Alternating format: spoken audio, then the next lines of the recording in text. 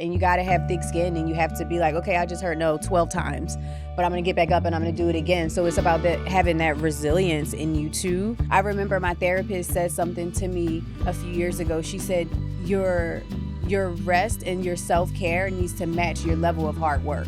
And I was like, what? Yeah, that's why. I was like, ooh, then I need to sit my ass down. Yeah, exactly. My fucks to give are like getting short. They're short. I It's love like that. It's like right here. And we know who we are. We're talking a centimetre of We're fucks, talking guys. right here. Like, I ain't got it. I ain't got it. And it's about like, again, like I think you enter that era where you're like, the people pleasing is out the window. We're very happy to have you on the podcast, Nafessa. A proper official welcome. Thank to you. Happy Place. Very exciting that Rivals 2 is on the way. I mean, what a show and what a cast.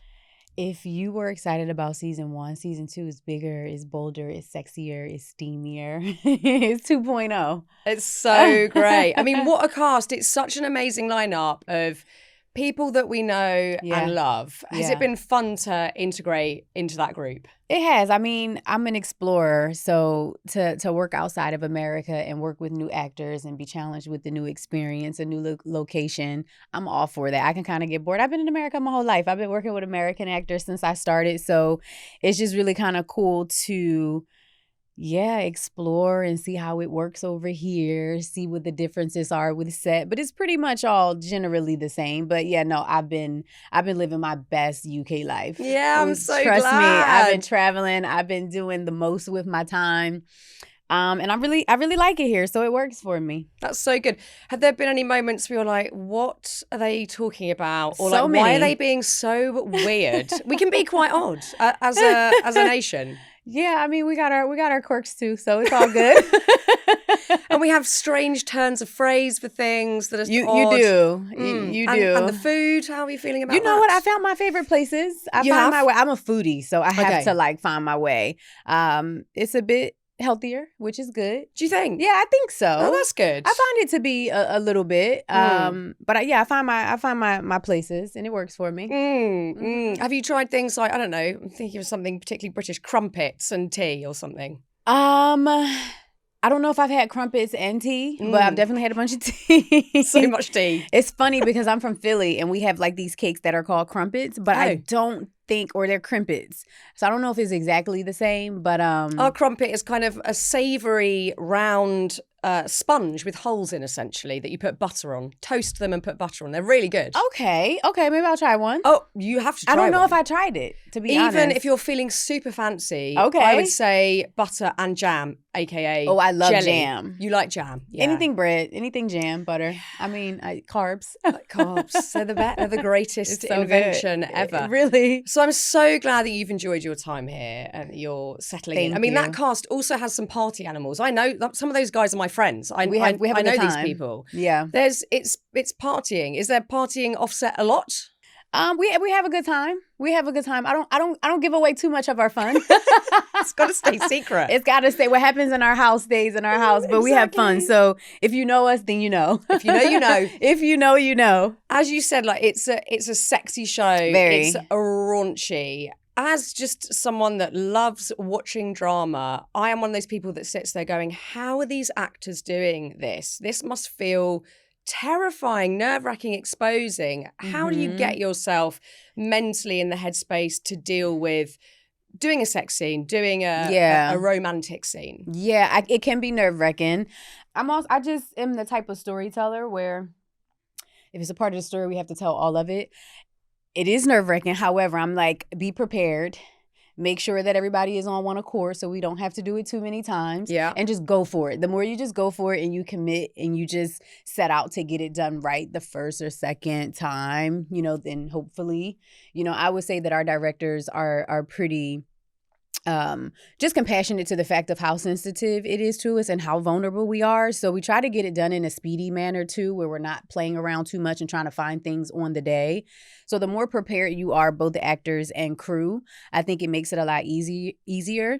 We are heavily protected with our intimacy coordinator, so that helps. And, the guys that we work with, gentlemen, so that makes for a better experience too. But it's nerve-wracking, honey. It is. I'm not going to lie. I'm not going to lie. But I'm also kind of like, let's just do it.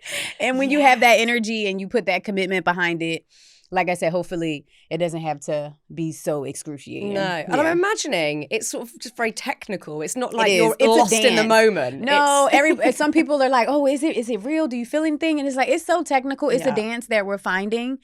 It's a well-versed dance that we've rehearsed and we've practiced, and there's no time for anything else other than the technicality of it. And you've probably got like tape everywhere, and you're taped up, you're padded up, it's boards, it's so many layers of protection for both parties that, you know.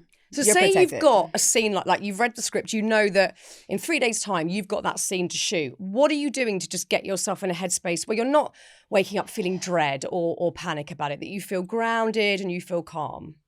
You know what? I think it's about being prepared. The more prepared I am, the better that I feel. And leading up to those moments are conversations with the intimacy coordinator. And we're talking about what we're comfortable with and what we're not and what we're willing to do and what we're not. So I think it's about me. I like to meditate and kind of get myself grounded that way. Yeah. So the more calm that I am.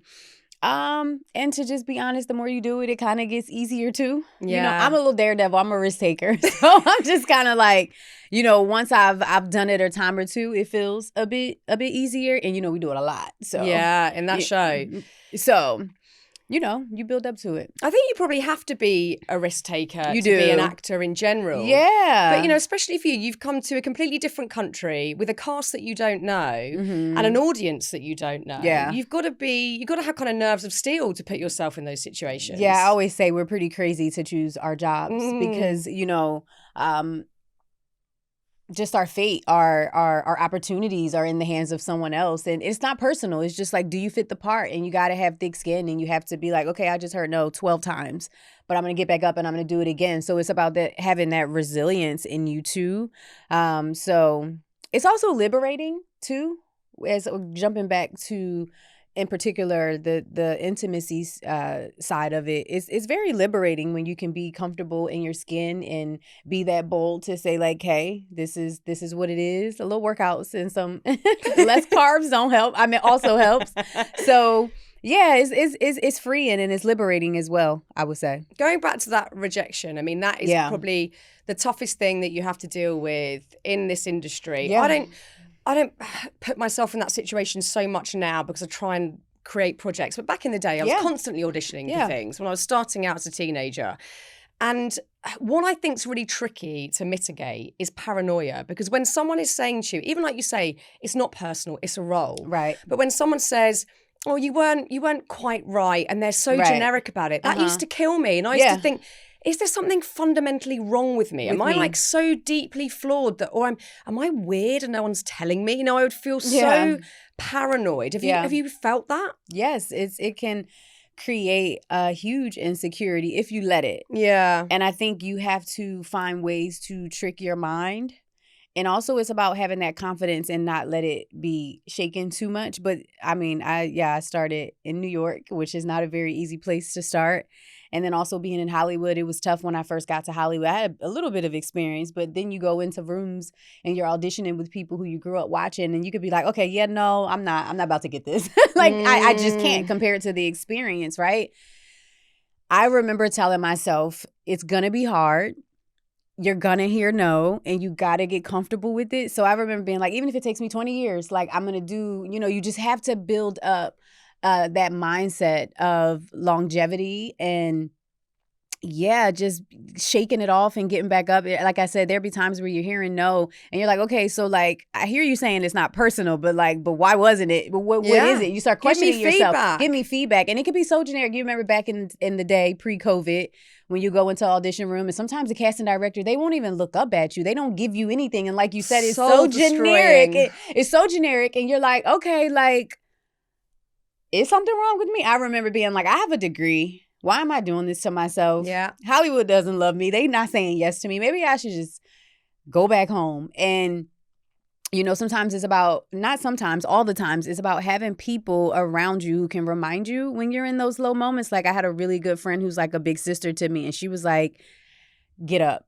And I remember that feeling of feeling so defeated and just drained and exhausted from going on so many auditions. But I'm not a quitter, so I got my ass up. Can I say that? You can say what. Okay, cool. So I got my ass up. And the very next audition after such a low moment was the show that changed my life, my first show, Black Lightning. And it's just, I always would tell myself, if I give up today, tomorrow would be the day that I could make it, and you don't make it to see it. So that would be how I would like trick my mind to keep going, and just remembering that I'm unique and to bring those qualities. And my first show, the character was literally, it needed all of who I was. And there's a role out there for all of us. And there is a character that is just so fitting, and it's only for us. But if we give up, we won't know. So you're so right. And I love that your friend gave you that advice. It's so important to have people that tell you what you need to hear, not what you want to hear. And I've got, my mate Claire said this to me even the other day. She said, we don't give up. No. And I was like, oh God, no, that's we don't. Humbling. I was like, no, we don't. And absolutely, I needed that, rather than her go, oh, I know, it's really hard and you're feeling this right now. She was like, we don't give up. No. And I was like, holy shit, I've never needed to hear something more. And then actually, it was quite motivating, like boosting in terms of, she's right. What am I doing? Like lying on the floor, crying about everything. Like get yourself up. That was me. And do the thing. Yeah. And do the thing. And it's about who you're around, because you can have somebody who can come over and have the pity party with you, or you can have, like you said, a friend who's like, that's not what we do. Yeah. So get up. Exactly. And it's still okay to feel sad. Feel feel it, then get over it. Exactly. Rather than suppressing it and going, exactly. Oh, I'm not going to think about that, la la la. No, because that's not it. real. No. And you have to be real with yourself, and you have to be real about your feelings. And I think it's allowing ourselves the opportunity to feel them and process them, like you said, and then be like, okay, that was my time. And sometimes give ourselves a time limit. And however long that needs to be, but just give yourself a limit to where you're like, okay, we've dealt with it and we're moving on. Yeah, it is so key. Yeah. I mean, obviously the audition for Rivals went really well, because you got the part. Here with you. It's a brilliant thing. And I'm sure not an easy show to film at the best of times. You know, there's comedy in there, which is brilliant, but also you've got serious drama in there. Yeah. And as we all know, in the 80s, there was blatant misogyny and sexism and homophobia and racism. Yeah. And Rivals doesn't shy away from any of those themes. It looks at the realities of them. But I'm sure some of that to film is confronting or uncomfortable for you. Yeah. I think it's our voice and our job as artists and as actors in particular to tell those stories and to be the mirror and to hold it up so that we can confront it and be faced with the prejudices of that time and the racism and the sexism, and also just the different class systems. And within this show, you know, it's about class, but it's also the idea of wanting to escape it and have just those real moments and real feelings and make mistakes and learn from them. And, you know, it's not just about sex. It's about trying to find things that make us feel good too. And like I said, escape from what we're going through. And that's real. Yeah. You know, I you know, there's nothing better than a nice rom-com when I can put it on and I can escape from whether it be work or from life, and just for that moment, just kind of like give myself over to that story. And that's what it's about. Yeah. I mean, your character, Cameron Cook, she's constantly having to face up to these very powerful men who want to tell her how it's going to be, or there's kind of emotional blackmail involved and all sorts of game playing and trickery. Are there any bits of Cameron's story or experience that you feel you've had to deal with in your sort of ascent in acting? You know, I'm just trying to think of, one thing I can say is my life with hers was very parallel with coming, you know, same difference, coming from America. And I'm from Philly, which is right next to New York. She came from New York to come to London. Same difference. Life imitates art for sure. And I get here and I'm like, what the hell did you decide? And I was like, where's Bristol? Where am I? Like, what did you just do? And I could understand the being in a new world, being in a new country with actors that I'm not familiar with. She's in a place with these new colleagues and co-workers that it's a new world. So we were kind of learning together. So I was able to lend over to Cameron the real life experiences of taking that risk and moving from home and being alone. First season was kind of tough for me. I do things scared, so that's the cool part. But it was hard being here, if I could be completely transparent. It wasn't easy. I had to learn a new world. I had to, find my rhythm here and make a completely strange place my home for almost a year. But I gave it over to her because she was going through the same exact thing. So that was one thing that, I was able to give that over to her. I was like, oh, what did we do? Yeah, it's amazing. What are we doing here? So that was one thing that directly affected both of us, the character and myself. I mean, like you said a moment ago, the 80s, it was rife to sort of have that blatant level of racism and sexism. But in many ways, it's not that much better today. I think we still can see the reverberations of all of those systemic issues set in stone. They do play out in all areas of life today. Is that something that you've dealt with in your acting career or just actually in your everyday life?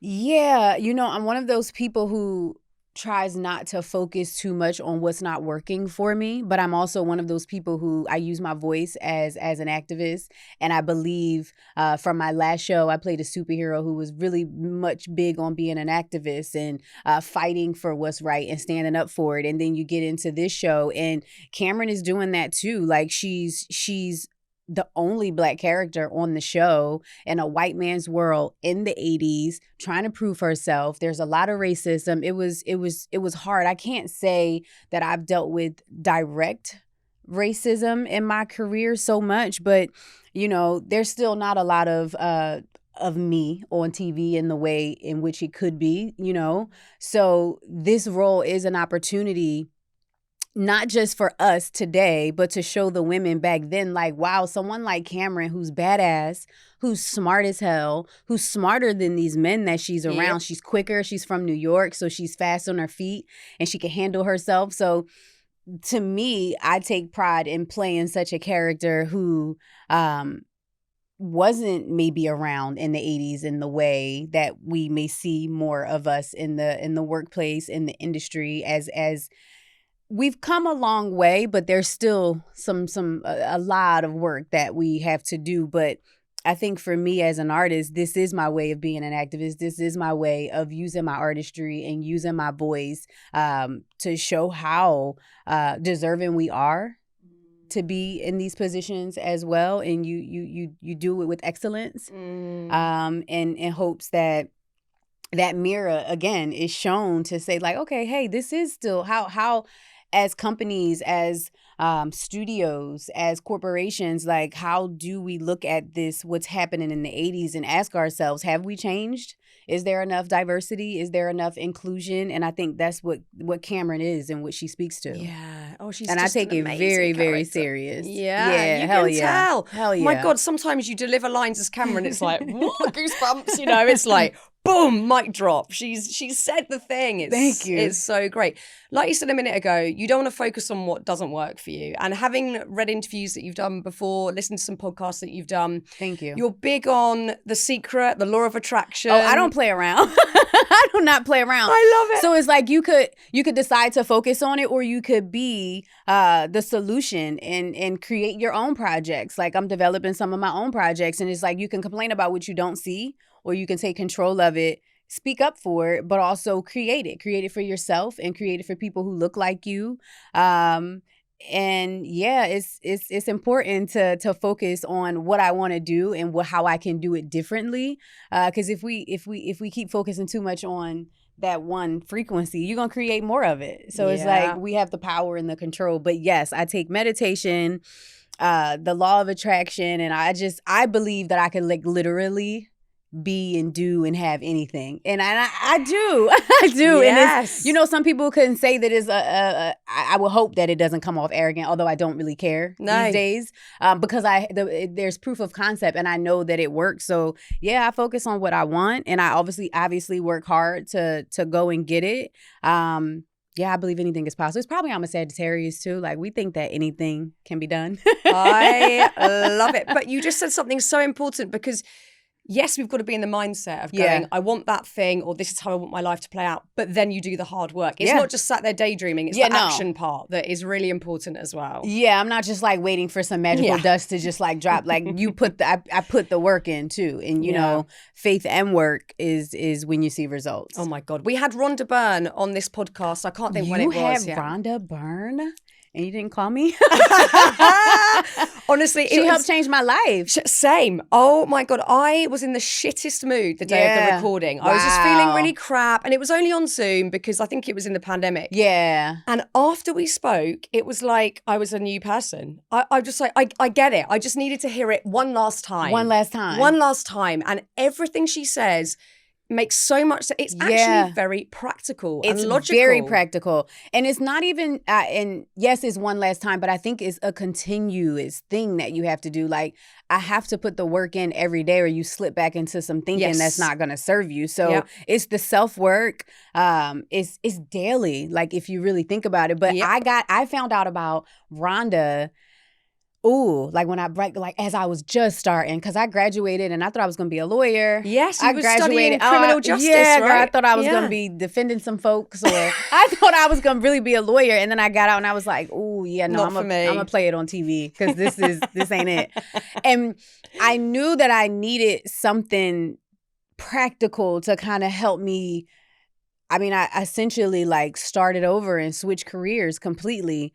And that book is literally where I was like, word, this is how easy, this is what is that simple to just switch your thinking and expectation too. Like you have to believe it, and you have to, sometimes I get really bold and I'll be like, okay, I'm expecting this on this day if you really want to take it to the next level. But it's the attitude and the belief of the expectation. But I love her. Yeah, me legit too. And I think it just puts you in a positive mind frame because you're actually looking at what is possible rather than constantly second guessing what terrible thing might happen. Exactly. Which I think the world is set up to make most of us feel like that. Certainly women, that we should be hyper vigilant. What's going to go wrong? What if it goes right? Catch me out. What if it goes right? And it's simply a choice that you make. I wake up and I'll be like, okay, guys, show me how good today is going to get. Like, show me how good it can really get. And it's a choice. You can focus on what happened yesterday. I was reading something and I think it was Eckhart Tolle. Mm-hmm. Also love.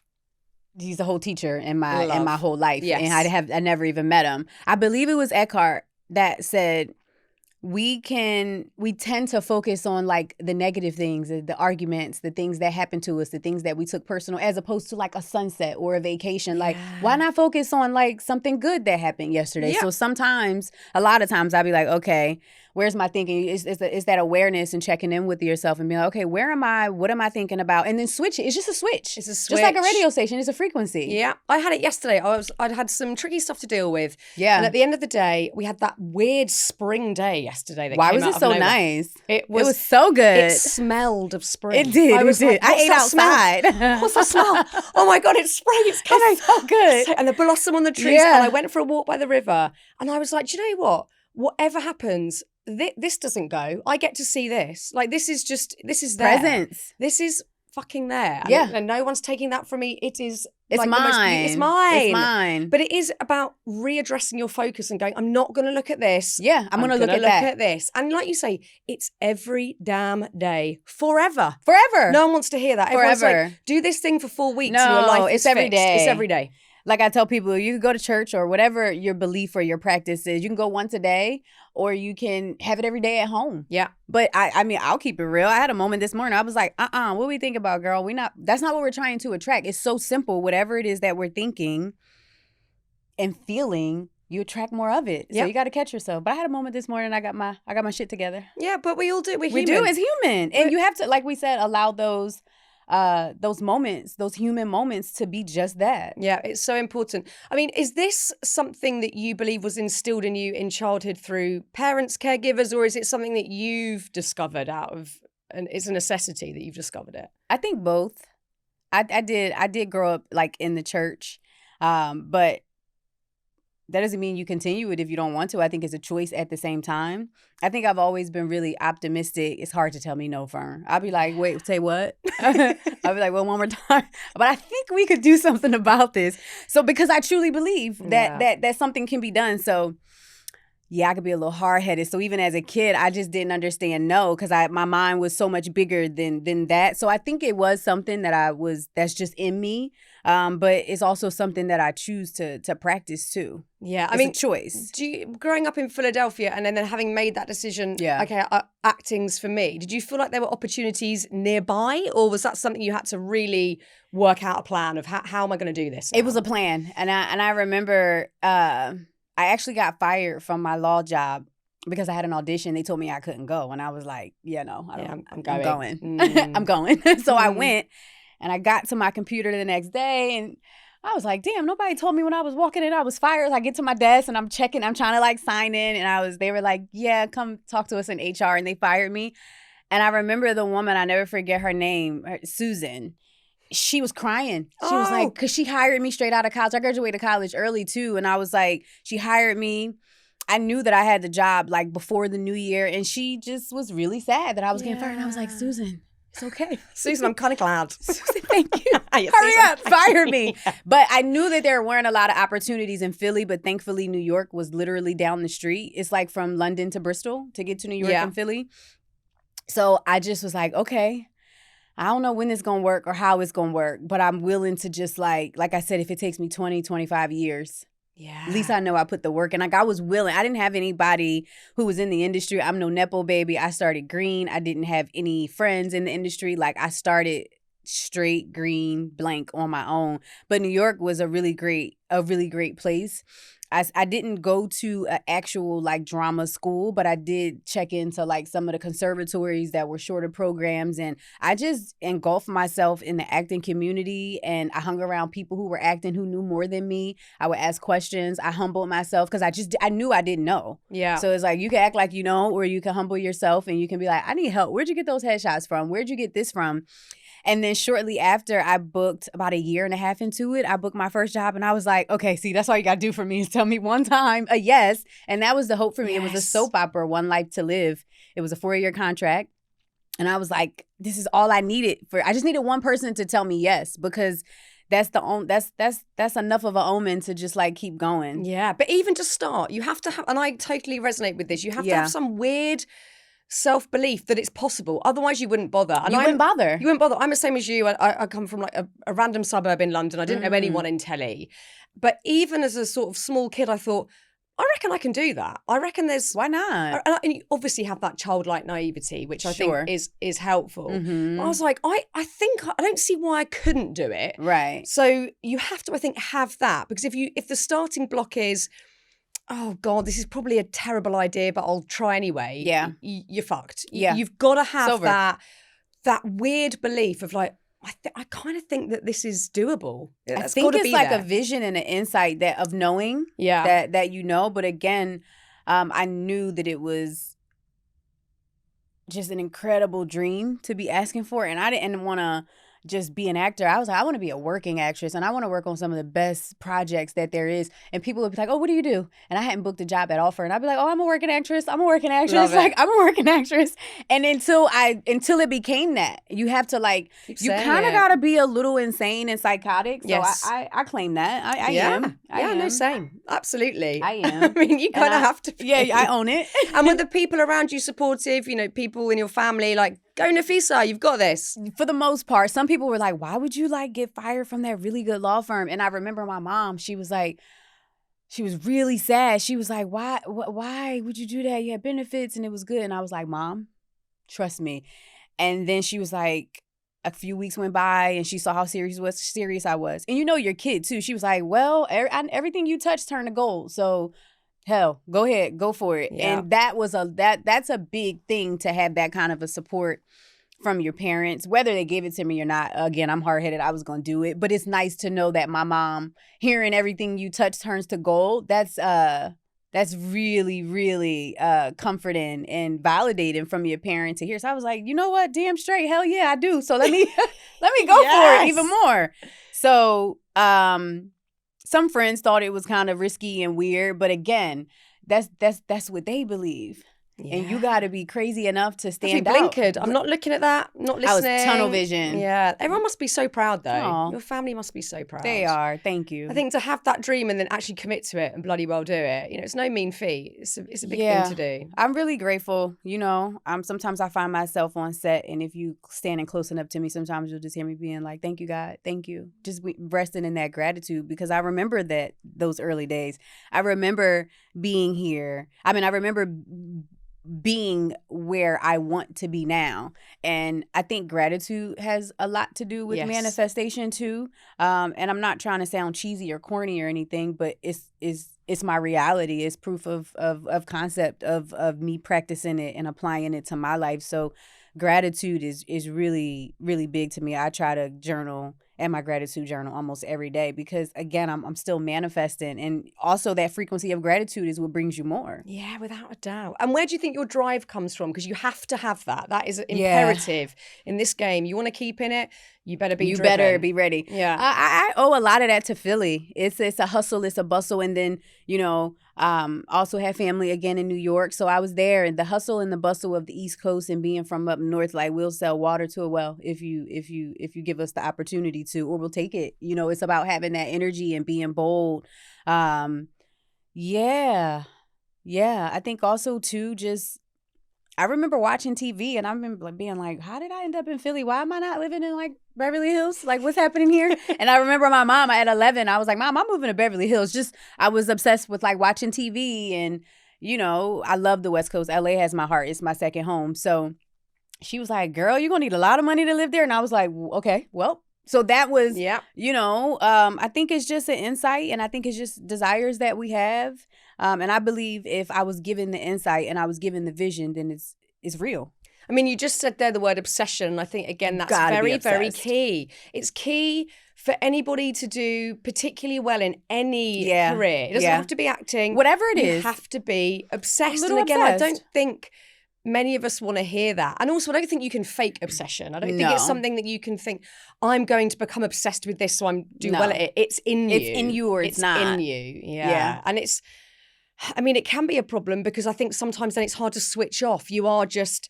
It's all about that. And I can certainly be like that myself, and I have to watch it and go, whoa, where's the balance gone? You need time out. Yeah. Is resting hard? I'm reminding myself that I'm worthy of relaxation. It's like been one of my affirmations. There was a moment, as you know, in our industry where it's like, you're only as good as your last project, and work begets more work. And I'm also like living in this, I just turned 40 too. So I'm kind of like, I know who I am. Yeah, 40s are the best. It's like I don't need any more validation. And also too, it's like you work so hard. And one year I worked really, really hard. I went from my last show to like another movie and this movie and that project, till when 2022 came, I was like, I need a break. I haven't slept in my house. I haven't driven my car. I need to go on a vacation. So I remember my therapist said something to me a few years ago. She said, your rest and your self-care needs to match your level of hard work. And I was like, what? Yeah, that's wild. I was like, oh, then I need to sit my ass down. Yeah, exactly. So like, even now, I just wrapped the show, and there was an opportunity to just like go do another show. And I was like, yeah, no, but I need to sit with me. I've been with Cameron for a year. Like, I need to live. And I believe that living, one of my acting coaches, Aaron Spicer, always would say, we need to live to give over to our art. Yes. I need to go to some galleries. I need to travel. I need to just do nothing. To be and to sit with myself and see how am I feeling? Because I believe in order to give over authentically to your character, you have to like really be in tune with who you are and where you are in that awareness of yourself.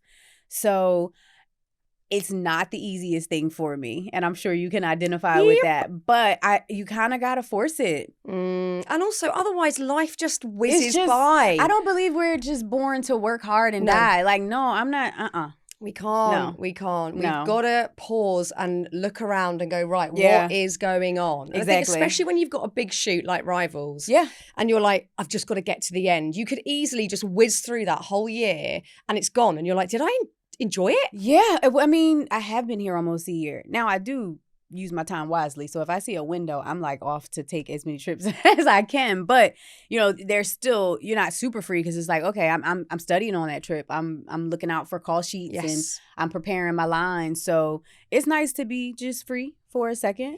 Yeah, good. I think it's that knowing you deserve it is the hardest bit. That knowing you're worthy of it. Knowing you're worthy. And of course, we would say to our best friends, of you course, need to take a break. Oh my God. But for ourselves, it's so hard to offer ourselves I have become my very own best friend lately. Good. And also learning too that I think more comes to us when we loosen up the grip. Yes. You know, when we're gripping too tight and we're not allowing things to just like naturally flow into our lives, we're forcing it. And I don't want what's forced. No.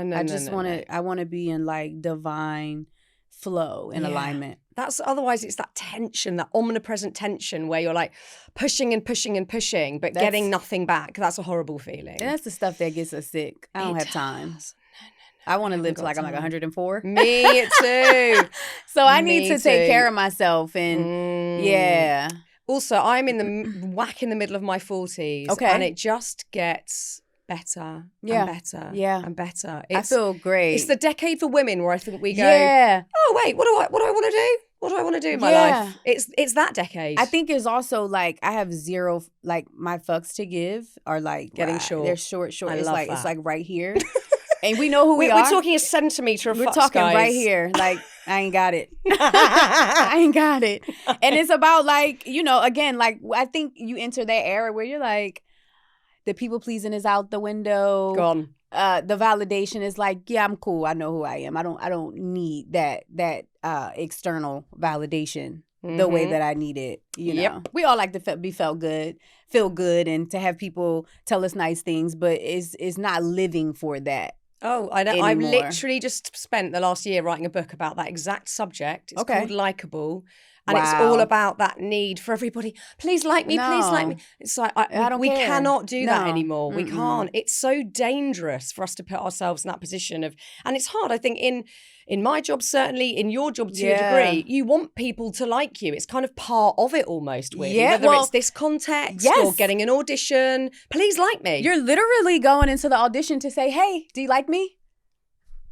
Am I good enough? And it's just like when you don't, like we going back to what we said, when you don't hear the things that you want to hear, it's just like, I think I heard Journey Smollett say that her mom told her, because you know she's a child actor too, or was a child actor rather, but her mom said, I'm paraphrasing, but don't take heed too much to the praise. And don't take heed to the criticism. Yeah. Like try to find that balance and don't get too moved by either side of it, because then you're allowing what people say and do to sway how you feel. Yeah, it's so important. Yeah. The praise bit's so interesting because actually if you do lean into that too much and then it goes, you're sick. You're flawless. You don't know what to do. What do you do? What do I do? It's terrifying. And then it's a drug because you need more of it. And we got to find a way to give that to ourselves because we're the only people who can really do it. I agree. We are the only people. I agree. It's all that counts is that we've got our own backs and that we can be our own cheerleaders. We have to be. Yep. It's going to be very interesting, I guess, with this second series of Rivals coming out, because last year, Jilly Cooper sadly died, which was unexpected, seemingly. She used to pop to set quite regularly. She was really part of the making of it. That must have felt very heavy, that happening. Yeah, it's still very sad for us, as it's still very new. It was just a few months ago that it happened, and such a strong, powerful, badass woman. I mean, we're here because of her and her thoughts, her feelings, her creativity. And it was just really cool. I always say this about Jilly, who I love dearly. She was really sweet, always having something funny to say. When I first met her, she was like, and don't let them cut your hair. I was like, hell yeah. Y'all not cutting my hair. So she always had something just like, you know, just endearing to say to each of us. So that was really, really hard. But what I really admire about her life is that even at her young age that she was, still being able to see in her mature years a dream come true. I'm a dreamer. So it was just like, for her to see, you know, you write books. So imagine just to see the fruition coming to life like that. And you having this vision, and I'm proud that she even got a chance to see us move into season 2. It's so sad that she won't be able to see it, but I will watch her in person on set watching us. She would be at the table reads with us, word by word, reading the scripts with us. So it's like, wow, to see a dream come true. Like, we are never too mature to dream and to see it come true. And the joy of her watching it was just like, damn, we could dream as long as we want to. Yeah. And to see that dream of hers come true was really inspiring for me. I think also going back to like the law of attraction to show that the timeline for this stuff can be anything, because it took decades for her books to be made into TV shows. Decades. To this degree, for it to be a big Disney show. Yeah. And I'm sure she wasn't sat there just waiting for it to happen, but it took a long time. And actually, these things aren't tomorrow. No. It can be. It's when it's right. It's when it's right. And back to what I was saying too, is I remember sitting down with myself knowing that I was like asking for the unimaginable thing to happen. So I was like, it might take 20 years. Like, bro, are you good with that? Yeah. Like, you have to be real with yourself. Yeah. I know a lot of people, you know, we want to see things happen quick, and we want to see it happen. And if it's not happening quick enough, then I've watched a lot of actors kind of give up, and they're like, oh, I'm going to go try this. And it's just like, yeah, but you're going to fall off radar with the casting director. You can't take breaks. Like, you have to be so consistent and resilient and staying focused. It's so easy to kind of veer off and be like, oh, it's taking too long. It's taking too long. Like, she never gave up on that. Never. I know. It's wonderful. I can't wait to watch it. Hey, before we end, two questions. The first one, we're making a Happy Place playlist. What song are you putting on there? Pharrell, Happy. Love. Do you have it? It's probably, is it on there? It might be on there. It might be a on dance. there. That's a good dance. Another one is I'm a huge Bruno Mars fan. If Oh, you've we never love seen Bruno. him in concert, he gives more than he has to. He's brilliant. 24 Karat Magic, that gives me like, that is good vibes. That's a good one. Okay, that's going on there. That's I think anything that makes you dance. Yes. They say when you're dancing, you can't be sad. You're out of your thoughts. Yeah, it makes you happy. Okay, they're both going on. Okay, good. Last question. Where, Nafessa, is your happy place? Oh, by the water. I wanted to say LA first, but again, LA has water. LA and anything by the water. Like, I love vacationing. It's like my favorite thing to do. Is how I take care of myself. Massages are my happy place. But being by the water where I can meditate, I'm reminded of how powerful life is, how powerful God is, and how small we are compared to life. Love LA. It's my happy place. Yeah. Get in that sunshine. Yeah, every You've done day. enough British shit rain. You need to get back to LA. Get me out of here. I woke up today, I was like, damn, it's cloudy again. Like, I feel bad for y'all. And I'm like, even as kids, I'm like, damn. How did we do? Yesterday was nice, though. Yeah, but it makes you so grateful for those moments. Those I days just stood in the sun yesterday. I was like, wait, let me stand here. You take it for granted Take it in LA. Yeah. It's just there. Just the sun. Yesterday I was like, is that the right. sun Is that the in sun? sky? What the hell is that? Then when I think I see it, it goes away so quick. I feel bad for y'all. I'm like, damn, is this their life all the time? I guess I kind of got used to it. I do love London, though. I think it's a really dope vibe here. London's fun. It's just shit weather. Yeah. Yeah, it got me. First time I visited was 2018, and it was a great summer y'all were having. It was sunny. So I kind of got tricked into being like, everybody's like, London's weather. I was like, not when I went. It was so good. Don't be fooled. Don't be know. fooled. Well, look, Nafessa, I wish you, not that you need you. it, the luck, but the love and the luck for Thank everything you do you. in the future and for series 2. I appreciate it. I could talk to you all day. Thank you for having me.